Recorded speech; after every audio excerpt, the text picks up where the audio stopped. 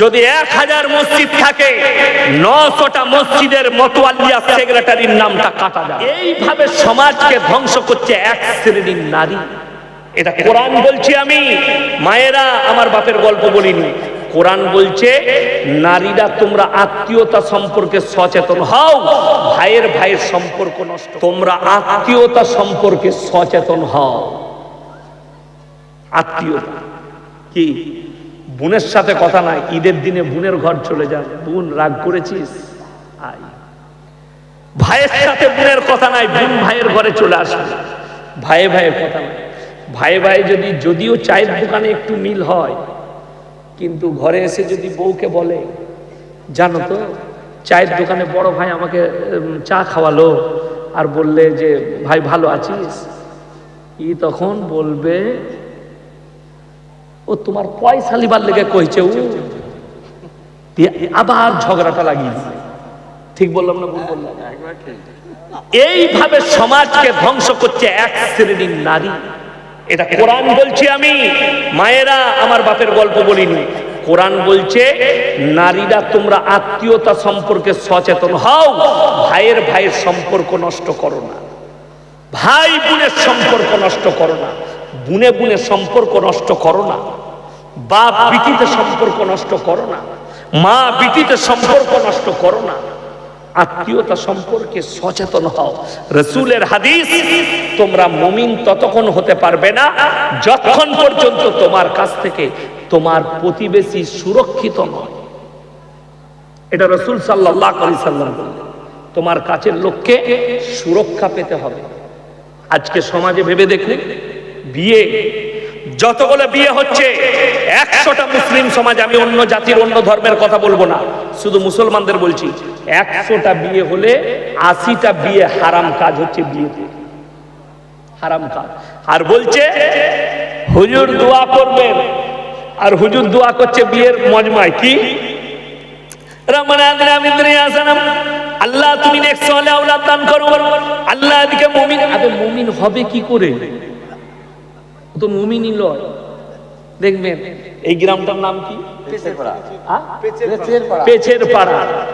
আপনার ওই ইসলামপুর থেকে পেছের পাড়াতে বিয়ে করতে আসছে, গ্রামে গাড়িটা ঢুকিয়ে বলছে মসজিদটা কোথায় গো? মসজিদে এসে উজু করে 2 রাকাত নামাজ পড়ছে। ইমাম সাহেব মনে মনে করলে, চাচা আচ্ছা জামাই পেয়েছে, একদম পরেজগার জামাই, ইমানদার। ও তো 2 রাকাত নফল নামাজ পড়লো। তারপরে যখন জোহরের আজান হচ্ছে, ও তখন মাঠের দিকে গাছতলায় সিগারেট খাচ্ছে, আর নামাজ বলে আবার কি বে হয়ে গেল, তো ওটা বিয়ের নামাজ। কি বলে এদিকে ঝাঁটা মারবে না ফেরেশতা, নাউজুবিল্লাহ। আরে মুসলমান, কেউ যদি জানাজার নামাজ ছেড়ে দেয় গুনাহ আছে? গুনাহ না। কিন্তু কেউ যদি জেনে বুঝে ফরজ নামাজ ছাড়ে, গুনাহ আছে। গুনাহ এক কবিরা, বড় গুনাহ। বুঝিয়ে দিই, আপনার গ্রামে মাইয়াত হয়েছে, এই গ্রামে এলান হলো, আসসালামু আলাইকুম ভাই, অমুক চাচা ইন্তেকাল করেছেন, জোহরের নামাজের পরে জানাজার নামাজ হবে, এলান হয়ে গেল।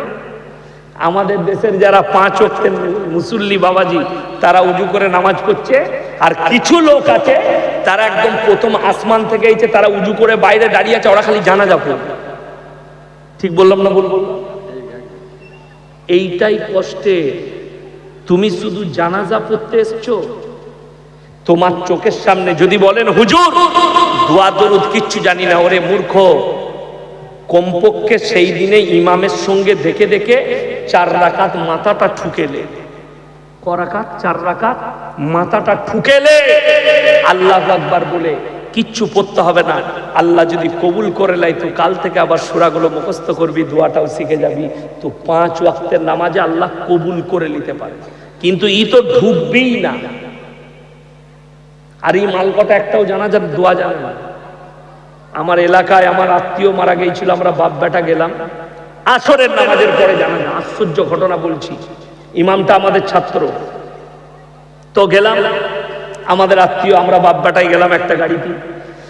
নামাজটা পড়ে বেরিয়ে দেখছি 3 কাতার লোক দাঁড়িয়ে আছে, যারা অরিজিনাল মুসল্লি তারা পেছনে, যে মাল কটা জীবনে নামাজ পড়ে না তারা ফাঁস কাতা, 3 কাতা।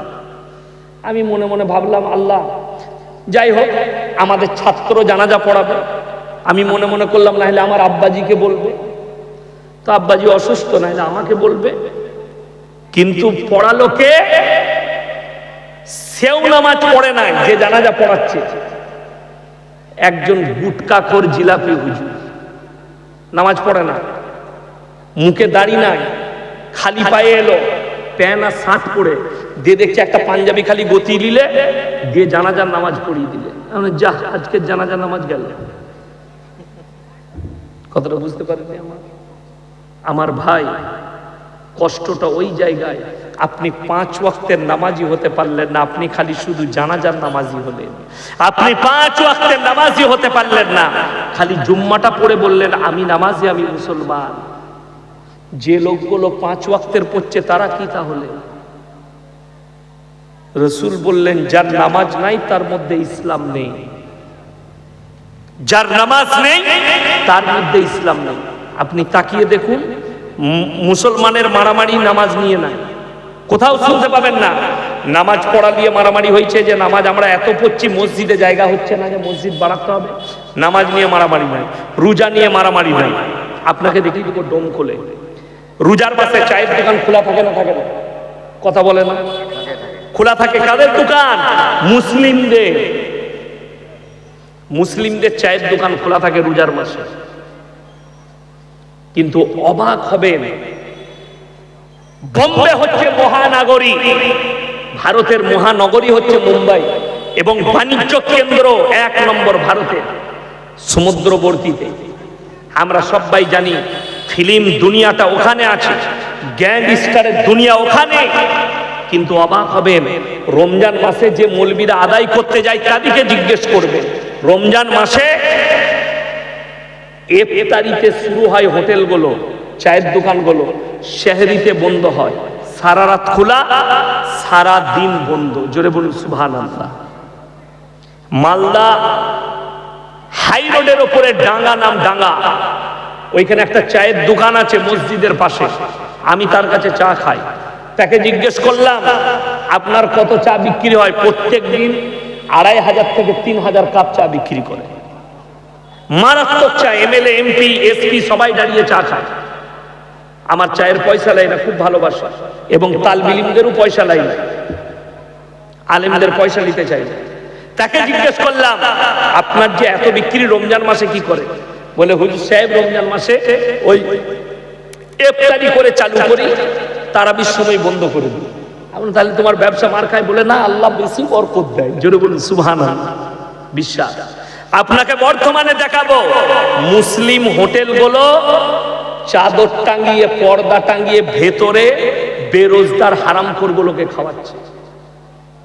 আমার এলাকায় একটা ইমামকে তাড়ানো হয়েছে, কেন জানে?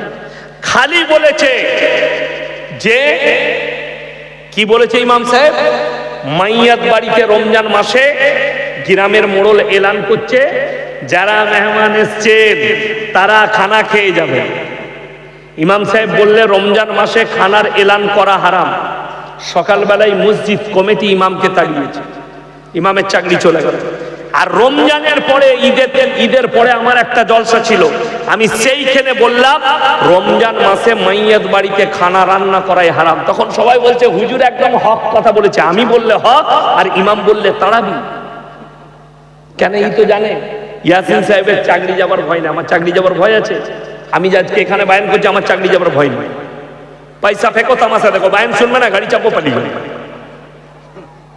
আবার যেখানে আসবো একই কথা বলবো, আমার চাকরি যাবার ভয় নাই, কিন্তু ইমামের ভয় আছে। আপনি ইমামকে তাড়িয়ে দিবেন হক কথা বললে, আর ইয়াসিন বললে ওই কথাটাই হক হয়ে যাবে। আল্লাহর কাছে কি জবাব দিবেন ভেবে দেখুন। এই যতগুলো মাদ্রাসা আছে দমকলে, একটা মাদ্রাসাওয়ালা উত্তর দিতে পারবে আমাকে যে আমাদের মাদ্রাসায় অমুক গ্রাম থেকে গ্রামের মানুষ এসেছিল, যে হুজুর শর্তগুলো লিখে দেন তো, কি কোন কোন লোক মসজিদ কমিটিতে থাকতে পাবে, তার কি কি শর্ত, সেক্রেটারি, মোতোয়াল্লি, কেসিয়ার, কোন কোন শর্ত থাকলে সেক্রেটারি হতে পাবে। একটা মাদ্রাসা এসছে? কোনোদিন আসে না। কেন আমি বলে যাচ্ছি, মুর্শিদাবাদ জেলায় যদি 1000 মসজিদ থাকে, 900টা মসজিদের মতওয়াল্লিয়া সেক্রেটারির নামটা কাটা যাবে। প্রথম শর্ত হচ্ছে ইমামের অবর্তমানে নামাজ পড়াবার যোগ্যতা থাকতে হবে সেক্রেটারি। দ্বিতীয় নম্বর, আমানতদার হতে হবে। তৃতীয় নম্বর, নামাজি মুসল্লি দিনদার হতে হবে। আমাদের দেশে মতওয়াল্লি কে হয় জানে? আচ্ছা, আপনাদের এই যে মসজিদ, এত সুন্দর মসজিদ, এখানে যদি কেউ মদ খেয়ে ঢুকে প্রবেশ করতে দিবে? কথা বলেন না। গ্রামের লোক বিচার ডাকবে, তার ডাকবে না? ডাকবে না। কেন ঢুকলি? গাঁজা খেয়েও ঢুকতে পাবে না। আশ্চর্যের বিষয়, সুদ খেয়ে ফাঁস কাতারে নামাজ পড়া যায়। ঠিক বললাম না ভুল বললাম? সুদ খেয়ে বড় লোক পশ্চিম বাংলায় অনেক আছে। সুদ খেয়ে বড় লোক হয়েছে, টাকা হয়েছে বলে ওর টাকা আছে, মসজিদে 1 লাখ টাকা দিয়েছে। সুদ খেয়ে বড় লোক না, হারাম খেয়ে জানে না, ওকেই মসজিদের সেক্রেটারি করে দেয়। তুমি বলছো দিনকে মহব্বত করি, দিনকে ভালোবাসি, সততা তুমি জানো না। আল্লাহ রাব্বুল ইজ্জাত আমাদেরকে হেফাজত করুক, বলুন আমিন।